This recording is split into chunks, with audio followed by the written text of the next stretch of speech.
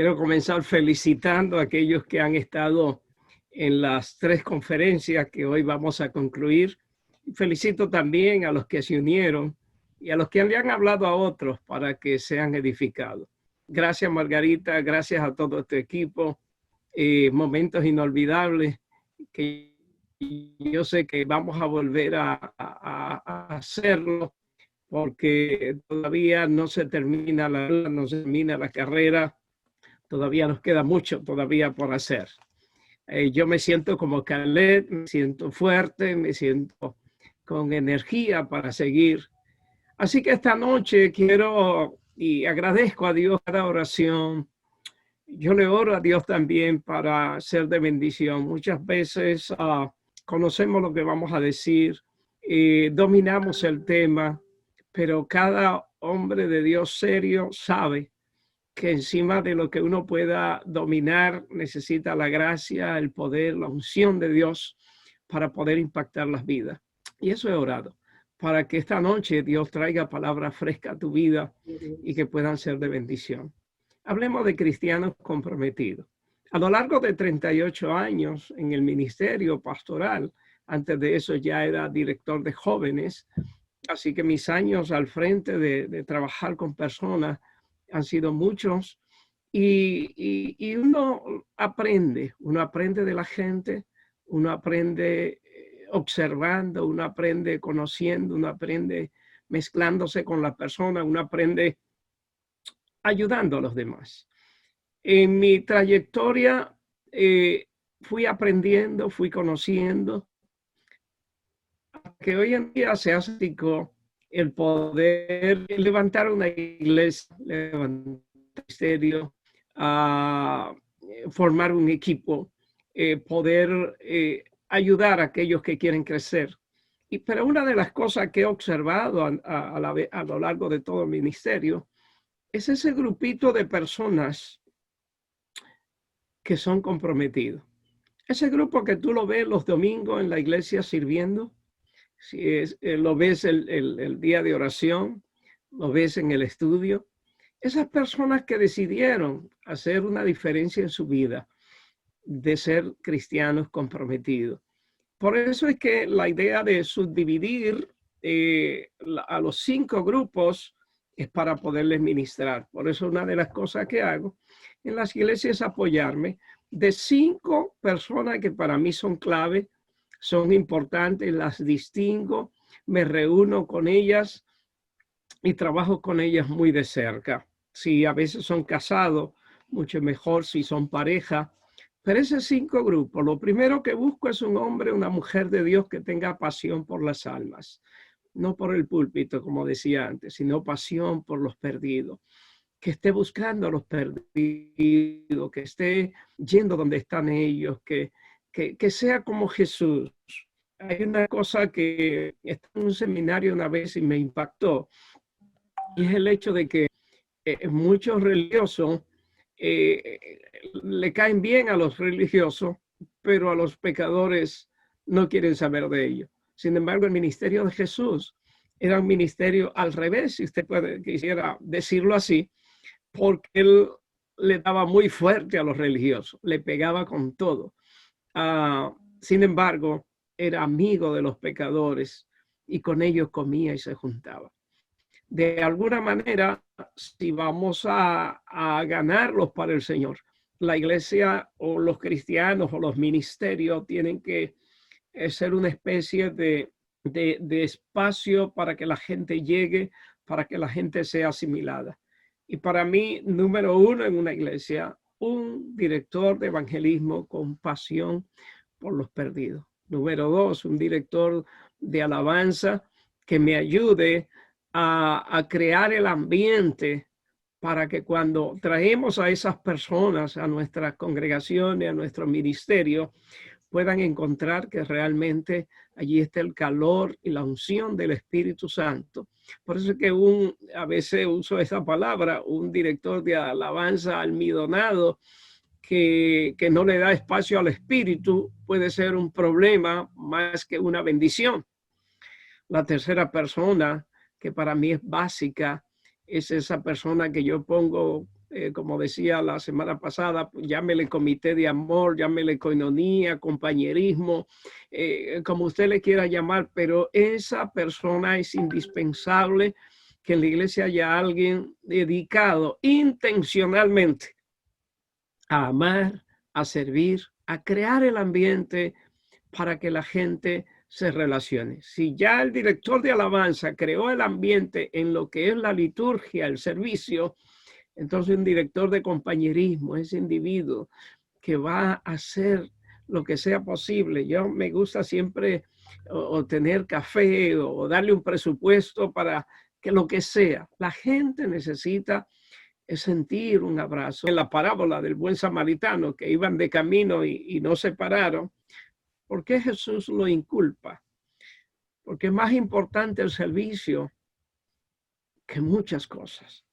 Pero hablando de esas 5 personas, un director de evangelismo, recapitulando, un director de adoración para crear el ambiente en el servicio, un director de compañerismo para crear la relación, un director de discipulado para que me ayude a las personas desarrollarse y crecer, y los directores de los colaboradores.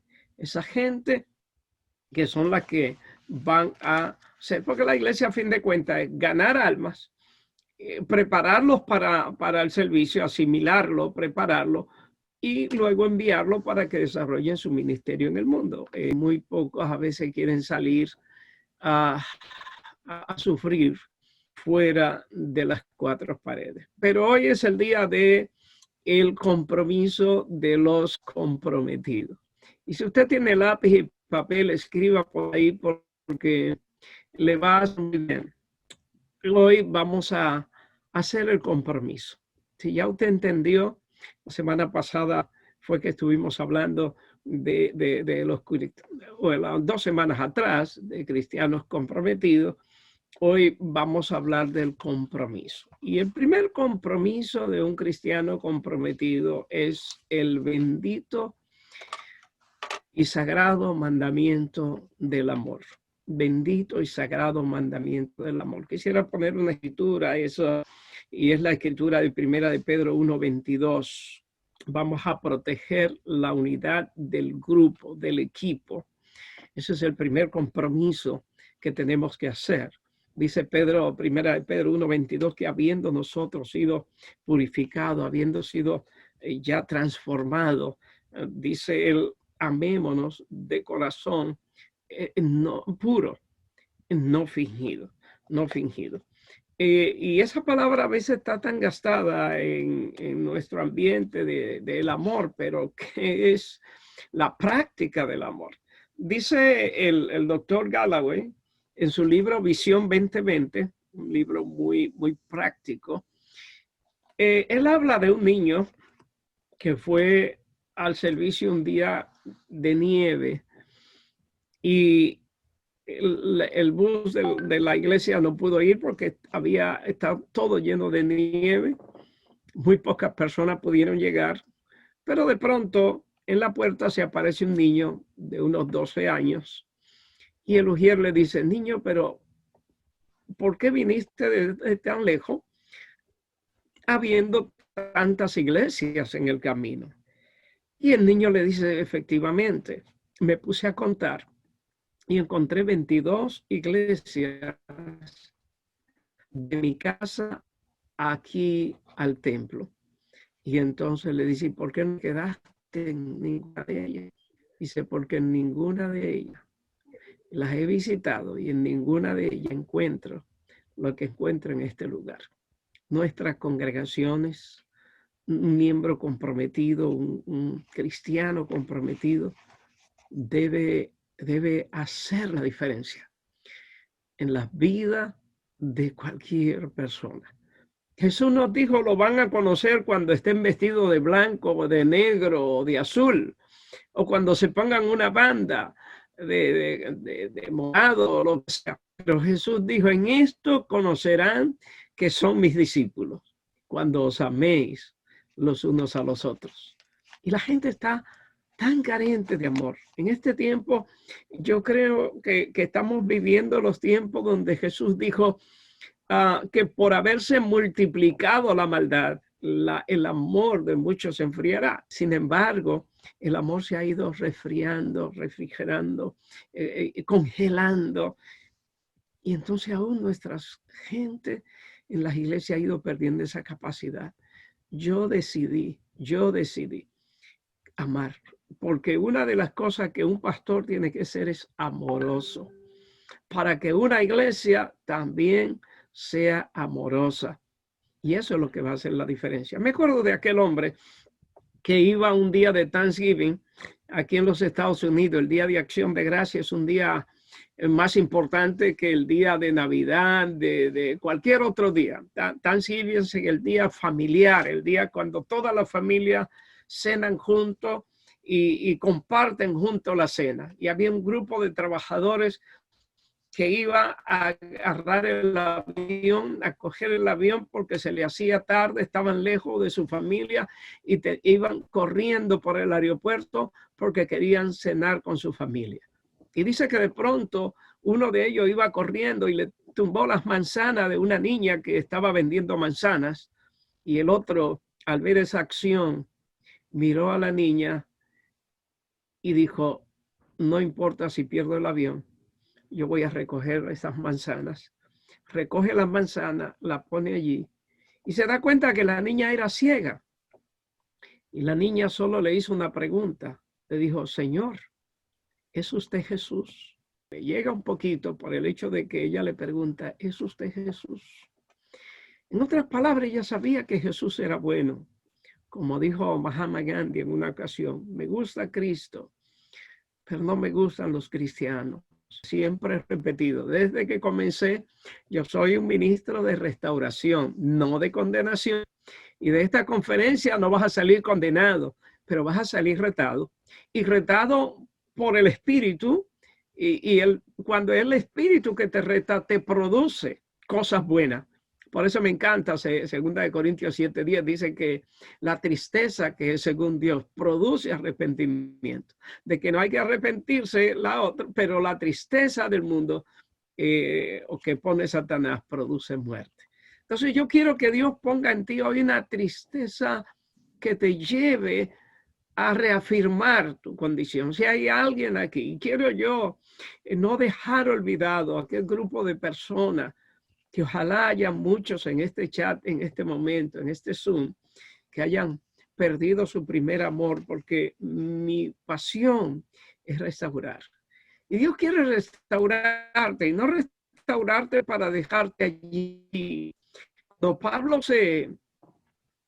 Cuando Pablo estaba predicando y el niño se cayó los 3 pisos hacia abajo y cayó muerto, Pablo baja, lo resucita, pero no lo dejó allí. Lo volvió a subir al 3er piso, lo restauró. El padre al hijo pródigo, cuando llegó, no hizo lo que el hijo quería. Recíbeme y olvídate, con eso es suficiente. No, vamos a matar el becerro, vamos a poner el anillo, vamos a poner la sandalia, vamos a poner la bata. Dios tiene cosas preparadas para ti, y en estos últimos tiempos la gloria postrera, yo declaro en tu vida, que será mayor que la primera. Bendito sea Dios. Y que aquellos que estén limpios, comprometidos, comprométase más. Pero hagamos hoy el bendito compromiso de amar, y de amar al que no se lo merece, amar al que se porta mal, pero que mis brazos estén abiertos para amar, perdonar de corazón puro, sin fingimiento. Nuestro segundo compromiso debe ser el compromiso de negarnos al chisme y a la murmuración. Y parece jocoso, pero ¿cuántas iglesias han dividido el chisme? ¿Cuántas familias los ha dividido el chisme? ¿A cuántos matrimonios han perecido por el chisme? Por las palabras que no deben decirse. Efesios capítulo 4, versículo 20. Ninguna palabra corrompida salga de vuestra boca, sino la que es para edificación. Palabra corrompida. Y a veces palabra corrompida no es una mala palabra, como decimos a veces. Es una palabra que tiene la intención de dañar, de denigrar, de hacer al otro, bajar al otro, no levantarlo como hizo Cristo. ¿Ah? Toda palabra corrompida, toda palabra que no tiene la intención, todo sarcasmo, toda palabra corrompida que no salga de vuestra boca, sino la que es para edificación. Y me encanta cuando veo Levítico 19:16. Esa escritura, cuando la descubrí hace unos años, me impactó, porque Levítico 19:16 dice: no andarás chismeando entre tu pueblo. Y dice más: no atentarás contra la vida de tu prójimo. Yo, Jehová. Y eso no lo dijo el profeta, eso lo dice Dios y le pone su firma. Yo, Jehová. Pero me encanta, no andarás chismeando entre tu pueblo, pero la segunda parte es más fuerte. Dice: no atentarás contra la vida de tu prójimo. El chisme es un atentado. No tengo el tiempo aquí para hablar de la forma de confrontar al chismoso. No tengo el tiempo para hacerlo profundamente, pero una de las cosas como se sana el chismoso es confrontándolo. Porque hay gente que piensa que tú eres un cesto, un zafacón de basura, y no. Y vienen a veces a traerte una palabra. Muchas veces he tenido que decir a las personas cuando vienen a traerme, y no todas las cosas son chismes, pero a veces cuando vienen a traer un chisme le digo: ¿podrías, si yo llamo a esa persona, podría decirme lo mismo frente a esa persona? Te aseguro, cuando es un chisme, la persona no quiere hacerlo.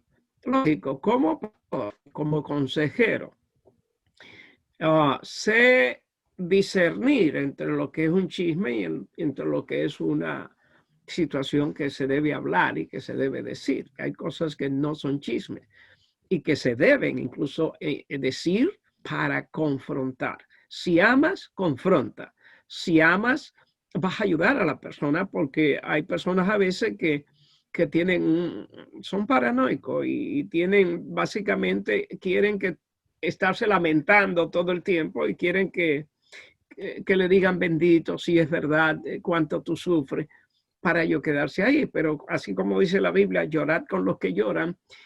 Cuando alguien esté en el pozo, yo tengo que bajarme al pozo también, llorar con él, pero después tengo que salirme de allí, porque si me quedo allí, me vuelvo también igual que él. Cuando David llegó con todas estas personas, que fue a la cueva de Adulán y se le juntaron 400 afligidos, 400, tenían tres condiciones: estaban afligidos, estaban amargados y estaban endeudados. Tres cosas que yo no le deseo a nadie. Pero aquellos tenían esas tres condiciones. Imagínate lo que son 400 personas contando sus amarguras, sus aflicciones, sus deudas. Aquello era un lloro, y yo no hubiese querido estar en los zapatos de David en la cueva de Adulán.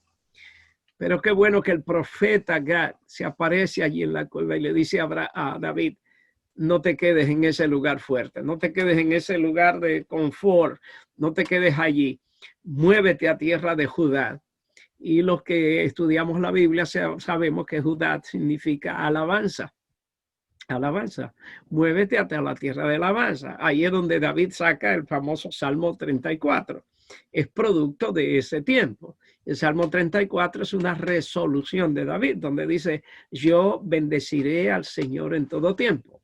Su alabanza estará de continuo en mi boca. Lo oirán los mansos y se alegrarán. Entonces, nosotros estamos para contar las maravillas, para exaltar y glorificar a Dios, que lo oigan los demás y quieran hacerlo también. No para andar con un lenguaje por ahí igual que los demás, diciendo y quejándonos y con toda esa negatividad y hablando de los demás, porque eso no es de un cristiano comprometido que va a trascender, que va a hacer la diferencia y al cual Dios va a usar en estos últimos años. Así que niéguese al chisme, a la murmuración, no atente contra la vida de su prójimo, porque tendrás que darle cuenta a Dios. Tercer compromiso, va el primero, amar sin fingimiento. 2, negarse al chisme, a la murmuración. 3,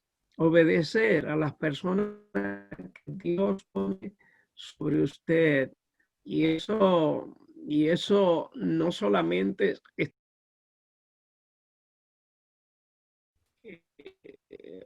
es importante, es que somos un equipo y alguien tiene que dirigir y los seres humanos se equivocan.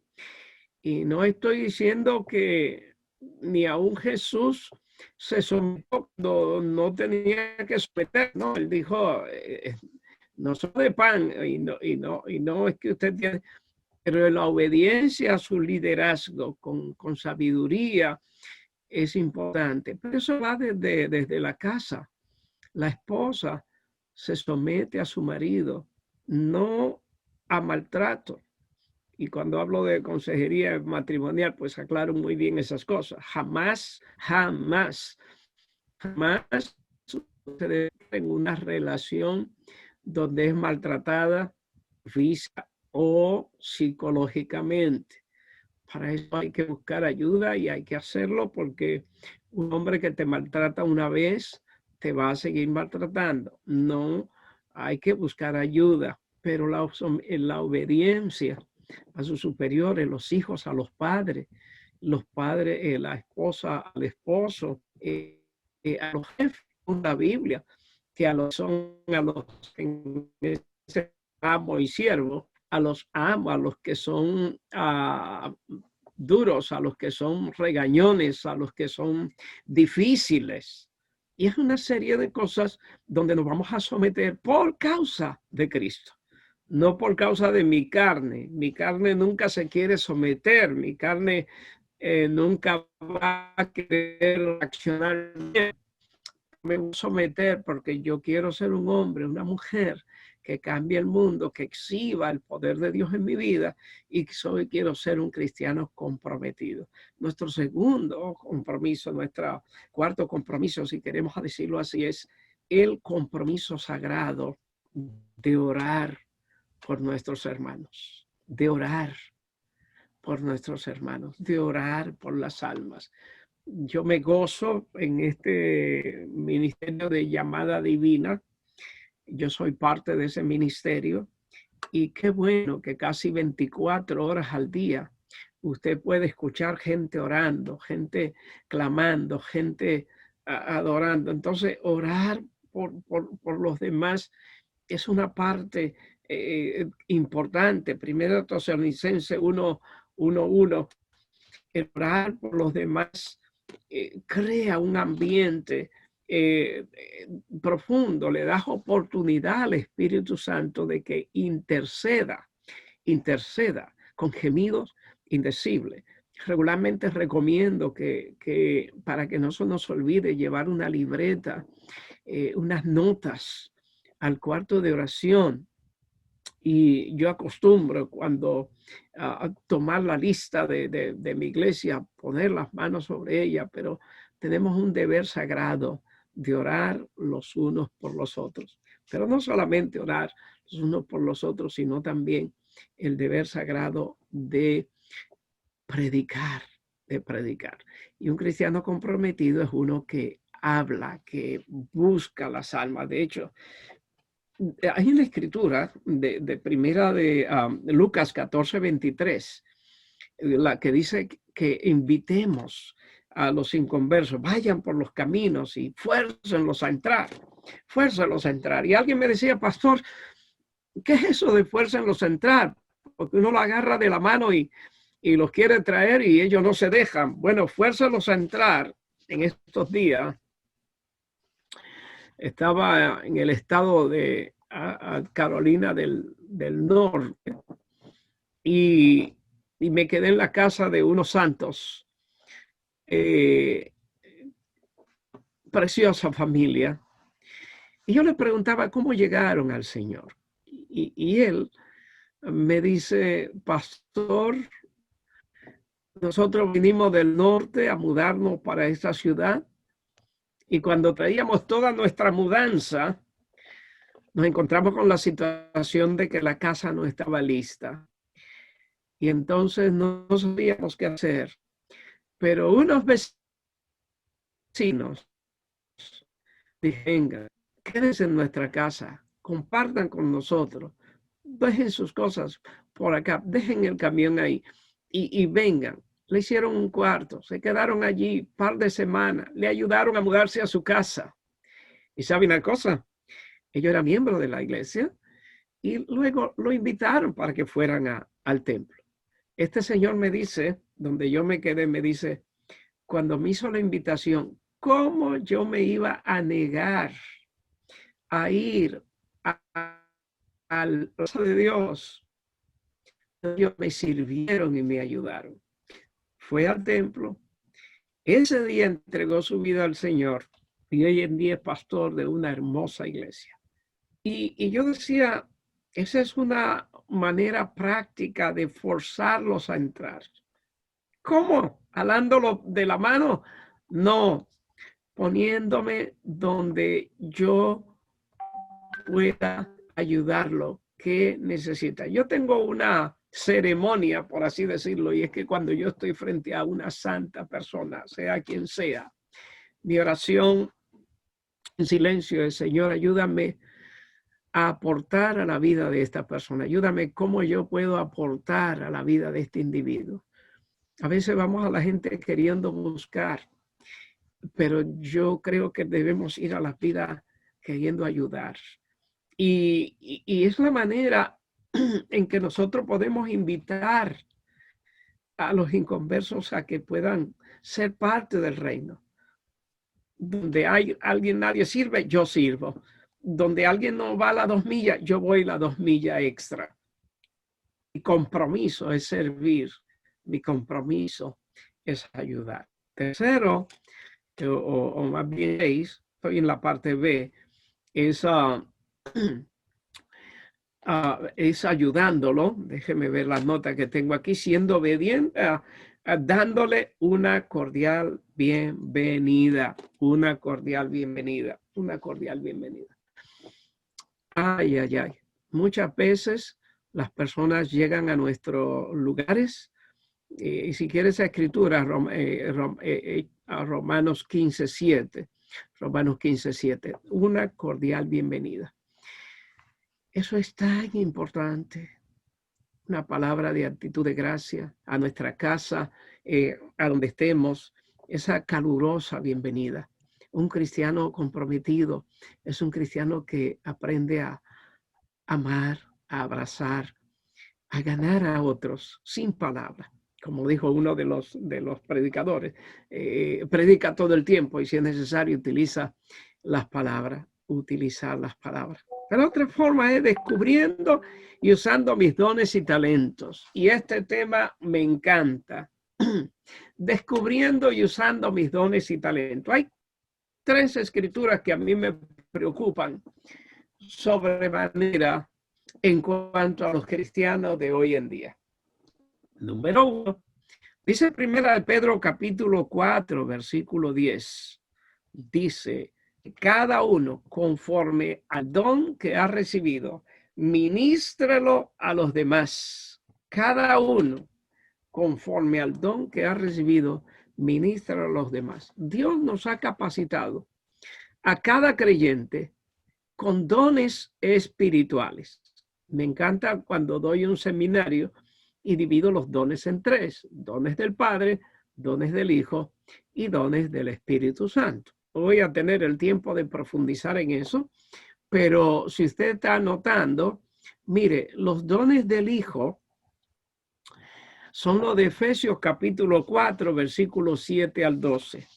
Dice que subiendo a la cautividad, llevó cautiva la cautividad, subiendo a lo alto y dio dones a los hombres. Se está hablando de Jesús. Y dice que puso en la iglesia apóstoles, profetas, evangelistas, pastores y maestros.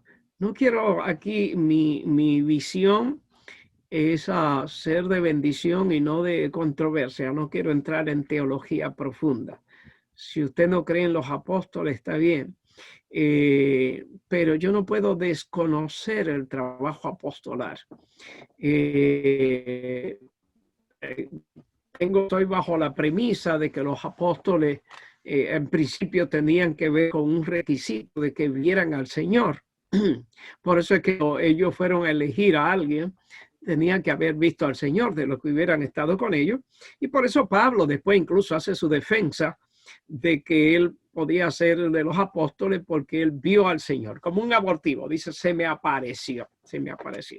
Pero los apóstoles, ante el crecimiento de la iglesia, designaron un grupo de personas que los representaban, a los que le llamaron presbíteros.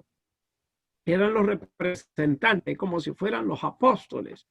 Y más tarde llegaron obispos, uno que vela, uno que cuida, uno que esparce la visión, el visionario, el que marca el paso.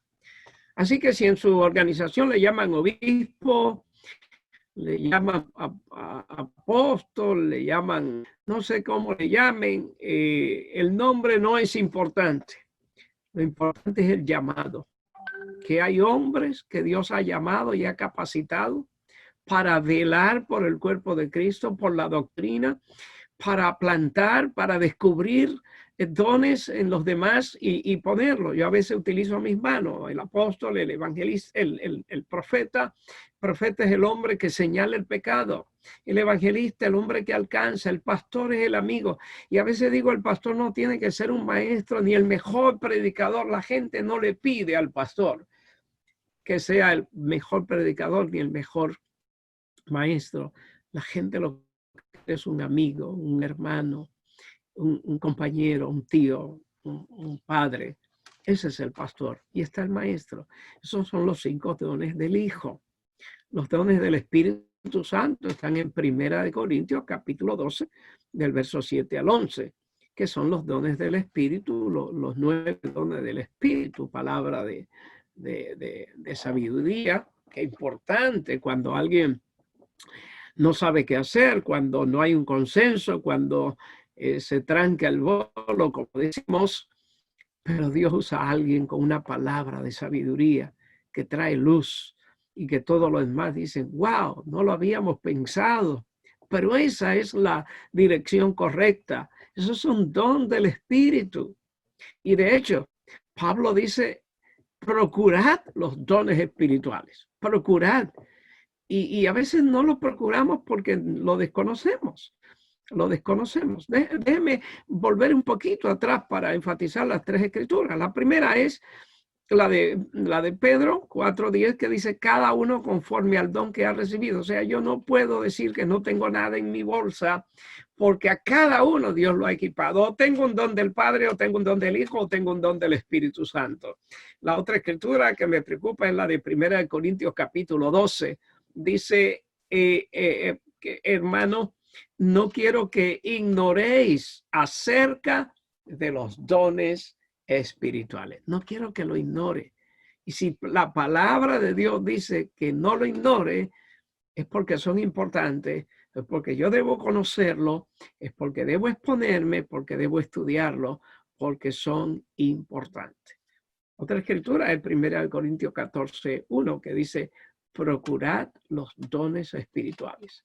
Y hablaba con alguien, la mayoría de quizás los que me escuchan son hispanos que nacieron fuera de los Estados Unidos y saben que nuestras direcciones en algunas partes son bastante complicadas y que a veces ni el GPS nos puede llevar bien y hay que procurar, hay que preguntar. ¿Dónde vive tal? ¿Dónde vive fulano? Eso es procurar con diligencia hasta que uno consigue la persona que uno anda buscando.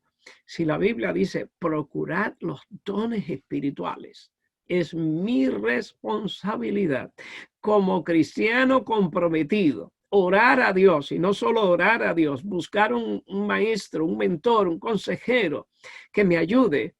Y hay diferentes formas. Yo doy un seminario donde hago 80 preguntas y casi en un 90% sale cuál es tu don, tu llamado. Y entonces lo que hacemos es cultivarlo. En mis iglesias yo lo que hago es que dejo una especie de banco de datos para saber, este tiene don evangelístico, este tiene don de pastor.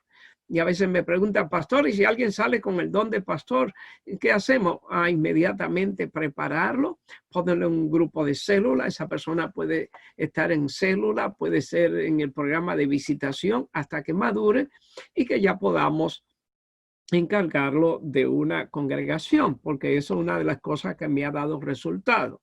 A mí no se me queja gente en las iglesias de que yo lo tenga sentado, porque mi visión, y yo sé a veces una visión o lo que Dios ha puesto en mi corazón, es la visión de sembrar, de plantar, y donde quiera lo que ando buscando es ¿para qué sirve una persona?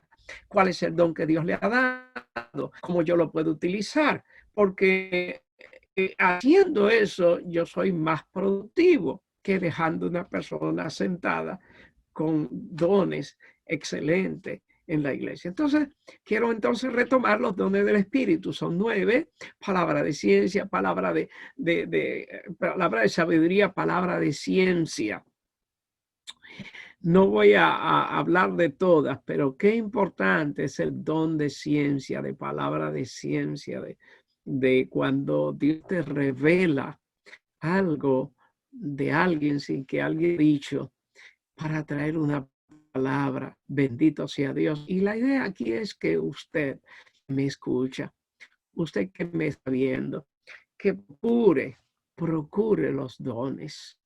Hay algunos grupos religiosos que entienden que ya no operan, pero nadie puede negar que hay unos dones espirituales a los cuales Dios le ha llamado. El tercer grupo de dones es de Romanos capítulo 12. Romanos capítulo 12 es el Padre. Los padres son aquellos que con los que fuimos manufacturados, aquellas habilidades que nosotros poseemos y que la podemos utilizar para el Señor. Hay gente que tiene el don de exhortar, el don de enseñar, el don de dirigir. Hay gente que por más que quiera no tiene ese don para dirigir, otros de presidir.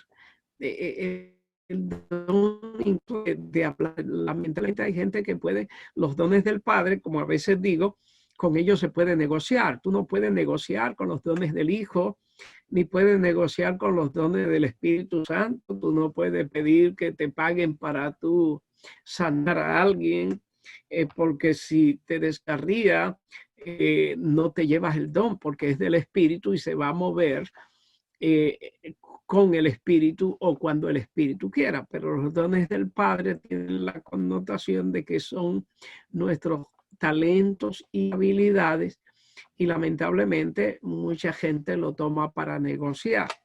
Imagínense los cantantes, cualquier cantante famoso o cualquier cantante. ¿Quién dio la voz? El Padre, Dios. ¿Para qué? Para que la utilice para su gloria, para cantarle y adorarle. ¿Qué hacen muchos? La utilizan para hacerse millonario. En vez de cantarle a Dios, le cantan al mundo. Ese don de hablar que muchas personas tienen para que prediquen y expongan la palabra de Dios. Otra vez Hebreos 10:25. Otro compromiso, viviendo una vida digna del Evangelio. Viviendo una vida digna del Evangelio.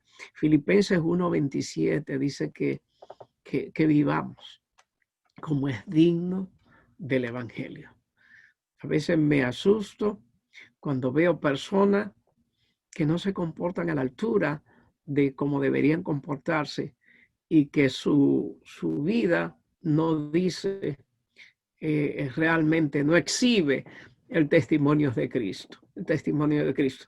Y yo no estoy aquí diciéndome que ni me canto ni predico con ese orgullo, eso. Yo sé, somos humanos, estamos sobre la tierra, y una de las cosas que siempre le doy a las personas para que algún día sean misericordiosos conmigo si caigo, es que aún la Biblia no dice que tú no vas a caer. La Biblia lo que dice es que cae el justo 7 veces y Dios lo levanta. Entonces no estamos hablando de perfección, no estamos hablando de perfecto, pero tenemos que vivir una vida digna del Evangelio de Cristo.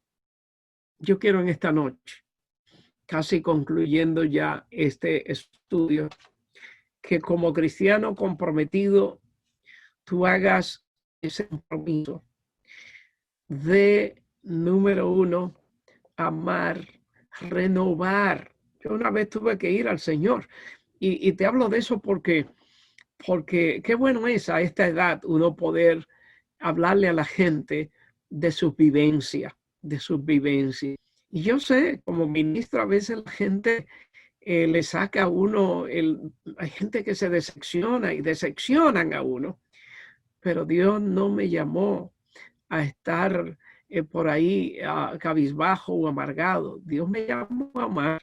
Si merece amor, voy a amar y no me voy a dejar que eso me afecte. Yo voy a hablar bien de él, no importa quién sea él, dónde esté. Pero finalmente es apoyar la obra del ministerio regularmente con mis finanzas. Apoyar la obra del ministerio con mi finanza.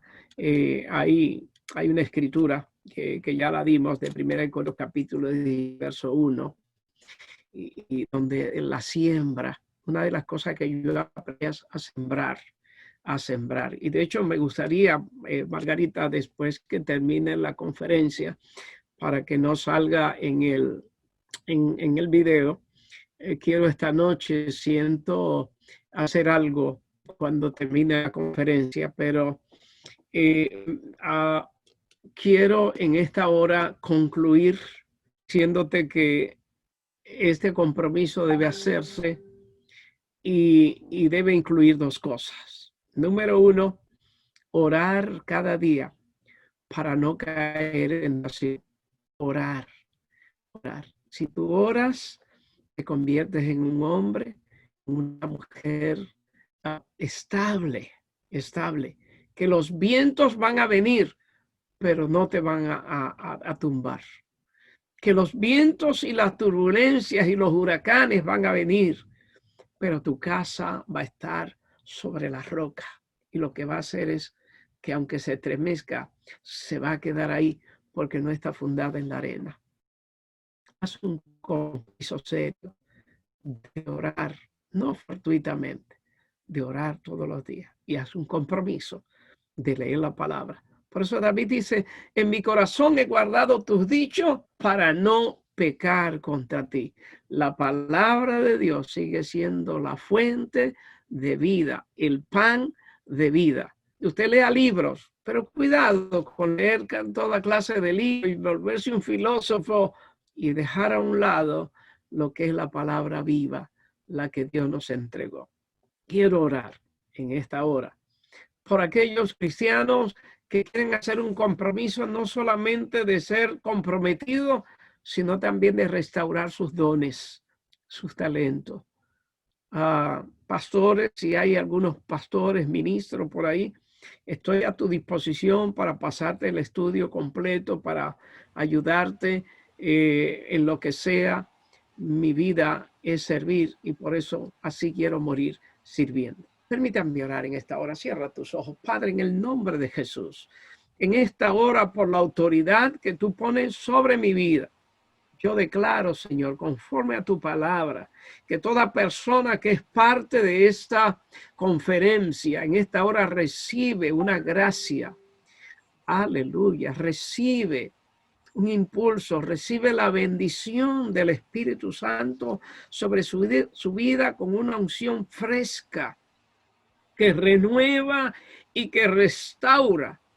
En el nombre de Jesús declaro que se restauraron áreas de la vida que estaban decaídas. En el nombre de Jesús declaro que se se restaura un avivamiento individual, personal, un avivamiento por la palabra de Dios, un avivamiento por amar, por devorar, por comer la palabra de Dios, un avivamiento por ir al cuarto de oración en súplica y llanto, que se aviva el don de la oración, el gemir, el clamor, que se aviva el amor, que se aviva la gracia, que se despierta, aleluya, un espíritu de evangelismo para ir al mundo y hacerle saber con amor que Jesús le está esperando. Alabado sea tu nombre. Señor, lo que yo no pueda entender ni cubrir en esta oración, Espíritu Santo, tú lo cubres para bendición, pero declaro un avivamiento en la iglesia en Latinoamérica, en los Estados Unidos y donde quiera que esta palabra llegue. Señor, que esta pandemia no solamente nos azote en la parte física, pero que nos deje marcado con un avivamiento y un deseo renovado de buscar tu presencia en el altar. Gracias. Renueva ministros, renueva pastores, renueva líderes, renueva, Señor, aquellos que se comprometen contigo en el nombre de Jesús. Amén. Amén. Dios te bendiga.